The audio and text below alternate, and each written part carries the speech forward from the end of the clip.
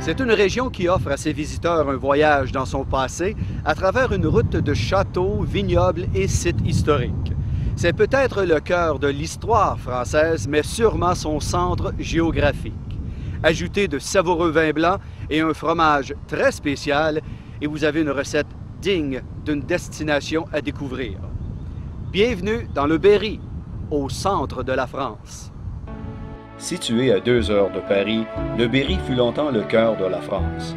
De Louis XI à Talleyrand, les rois et les princes ont marqué la mémoire de ce pays de châteaux si nombreux qu'ils ont donné naissance à des routes historiques, à commencer par la route Jacques-Cœur. Notre périple nous replonge dans son histoire avec la visite de châteaux privés, musées et abbayes, en plus d'une escapade à Sancerre, sans oublier 2 trésors de la Loire voisine, Chenonceau et Chambord.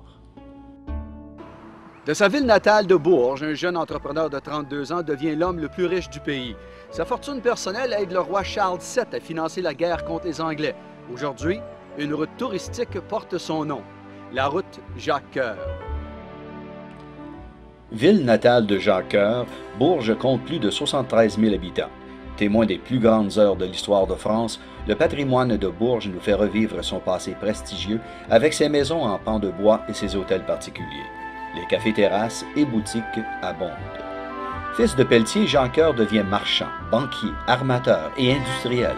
Il conçoit des routes, installe des comptoirs de commerce, crée une flotte de navires et entreprend des voyages en Orient.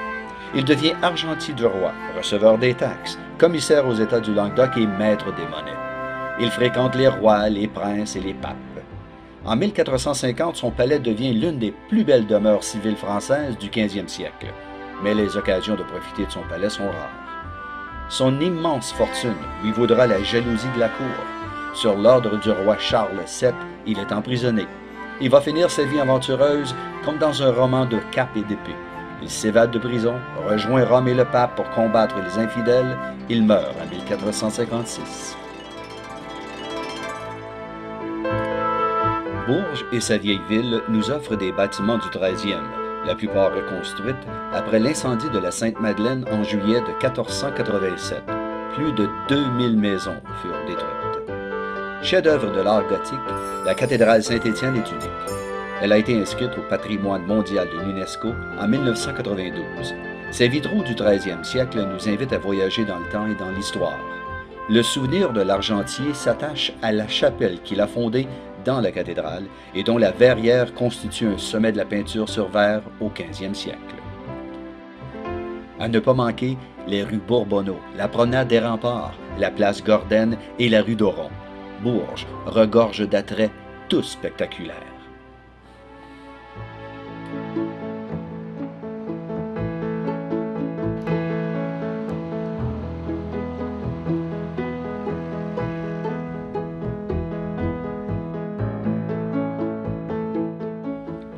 On retrouve près du palais de justice l'un des plus beaux musées du centre de la France, le musée du Berry. Son hôtel y abrite des collections archéologiques et une remarquable exposition retrace la vie dans les campagnes du dernier siècle. Bourges, un joyau sur la route Jacques-Cœur. Le château, l'église, le centre-ville et le pont sur la Loire nous souhaitent la bienvenue dans cette cité sur la route Jacques-Cœur. La ville de Gien date de l'époque romaine. Elle a été détruite dès le début de la Seconde Guerre mondiale et reconstruite respectant le caractère villageois. La ville est située sur la Loire, à environ 80 km à l'est d'Orléans. Le château Anne de Beaujeu a été construit entre 1494 à 1500 pour Anne de France, fille de Louis XI et petite-fille de Charles VII. Le bâtiment hébergea Henri II avec Catherine de Médicis durant la guerre des religions, puis Louis XIV et Anne d'Autriche durant la Fronde, la dernière guerre menée contre le roi de France. Aujourd'hui, il contient le Musée international de la chasse et conserve les collections de plus de 3000 objets et œuvres d'art. On retrouve l'église Sainte-Jeanne d'Arc, mais son clocher du 15e siècle est tout ce qui reste de la bâtisse originale.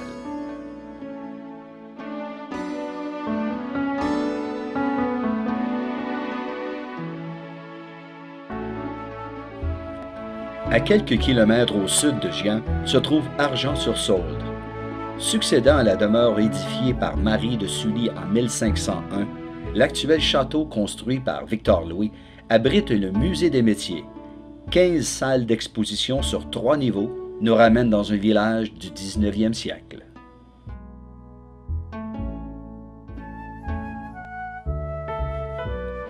Cette paisible municipalité nous amène au château de la Chapelle d'Angillon, qui possède un des plus anciens spécimens d'architecture militaire de la région, avec son donjon bâti en 1100.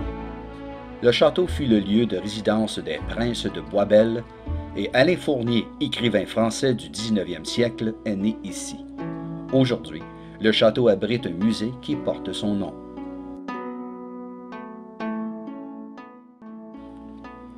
Le château de la Verrerie est un joyau de la Renaissance situé au bord d'un grand lac entouré de forêts. Ce lieu récèle des sentiers où Alain Fournier, l'auteur du Grand Monde, aimait se promener. Il fut propriété des souverains écossais et anglais pendant 2 siècles. Puis Louis XIV l'offrit à la duchesse de Portsmouth en Angleterre.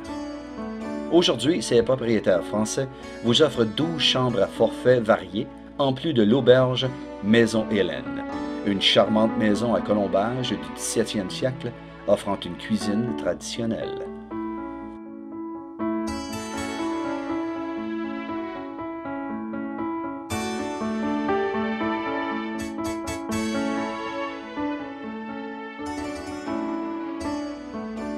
Le château de Boucard a été rendu célèbre par un pittoresque passage d'Henri IV, roi d'Angleterre et prétendant au trône de France.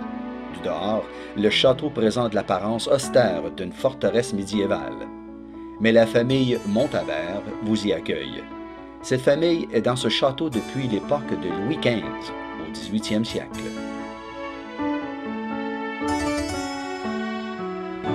Situé dans la région viticole du Veneto-Salon, ce château meublé et habité appartient à la famille Maupas depuis plus de 300 ans. Maupas est un château du 14e siècle. Il conserve des souvenirs de la duchesse de Berry ainsi que du roi Charles X. À ne pas manquer, une magnifique collection de 887 assiettes de faïence datant du 15e au 18e siècle. Cette petite cité doit son ancien nom de Dun-le-Roi à son entrée dans le domaine du roi de France en 1100. Dun-sur-Oron est riche d'un patrimoine historique important. Jadis place Fort-Royal, la cité fit l'objet d'attention toute particulière de la part des rois. Elle conserve fièrement les vestiges de son glorieux passé, remparts surplombant la rivière Oron, clocher du 15e siècle et ses quartiers médiévaux. Elle possède aussi le musée du canal du Berry, retraçant l'épopée étonnante de celles et ceux qui ont vécu le canal.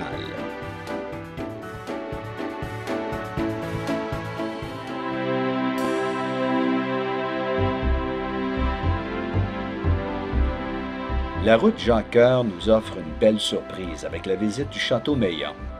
Après un parcours dans le parc, on découvre en grandeur nature un château grandiose à l'image des somptueuses demeures royales du Val-de-Loire. En plus, il possède un charme supplémentaire, celui d'être habité. Ce château est un ensemble unique. Ici, la Renaissance italienne est forte. On dit même que plus tard, Leonardo da Vinci a dessiné une partie de ce château. La façade ouest reste très médiévale, alors qu'à l'est, avec sa tour du Lion, c'est l'évolution vers l'art gothique flamboyant, sous l'influence de la Renaissance. Les proprios offrent aux visiteurs la possibilité de louer la salle à manger ou la salle d'armes pour vos réceptions royales.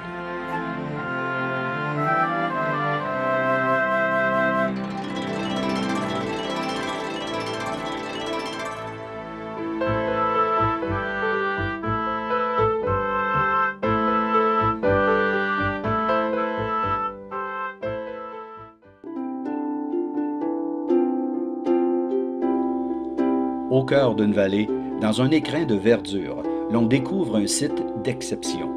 Avant ou après la visite, une halte repos nous permet de contempler le site. Par son architecture préservée et une remarquable restauration, l'abbaye de Noirlac est l'un des sites cisterciens majeurs en Europe. Chacun est surpris par l'histoire et l'idéal de vie de ses disciples de Saint-Bernard. À visiter, l'église, le cloître, le réfectoire et bien sûr, le cellier. Le château d'Anaïs-le-Vieil est surnommé le Petit Carcassonne, cette ville fortifiée du Languedoc. Sa gracieuse demeure de style gothique flamboyant est protégée par une imposante forteresse du 13e siècle.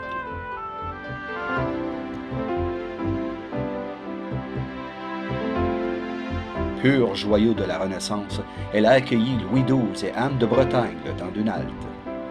Tout droit venu du Moyen Âge, ce château fort a gardé la force et les effrois de ses meurtrières, assommoirs et oubliettes.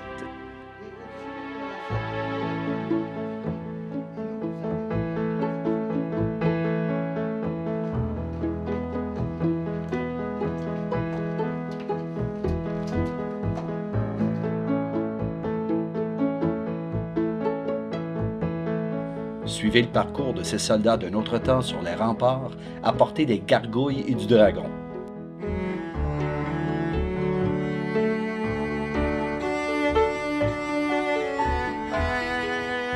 La cour et son logis vous ouvrent leurs portes sur un univers riche de plusieurs siècles de rencontres et d'histoires.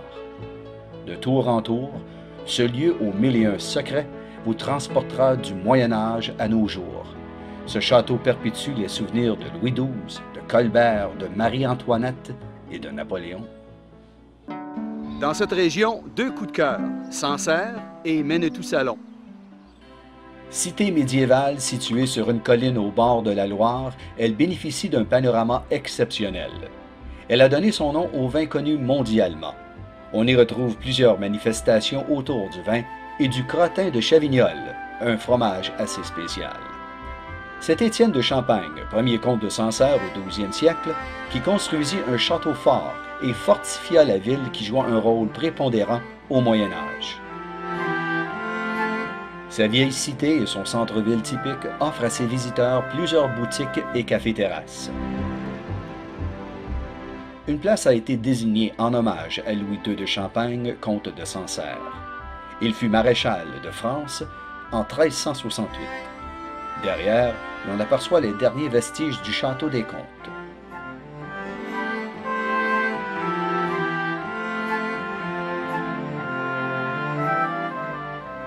À quelques minutes de la ville, ce vignoble offre des visites guidées et des dégustations. Les vins blancs sont en vedette. Les rouges et rosés sont issus de pinot noir. Sancerre est connu mondialement pour ses appellations d'origine contrôlée, le vin de Sancerre et le crottin de Chavignol, mais également pour ses spécialités gastronomiques. Menetou-Salon est reconnu pour ses vignobles et son château. Le vignoble de Menetou-Salon s'étend sur 330 hectares de collines. L'aire d'appellation couvre 10 communes, dont Menetou-Salon. Son centre-ville est paisible et orné de petits cafés et boutiques. Le clocher de son église fut la proie des flammes causées par la foudre en 1997.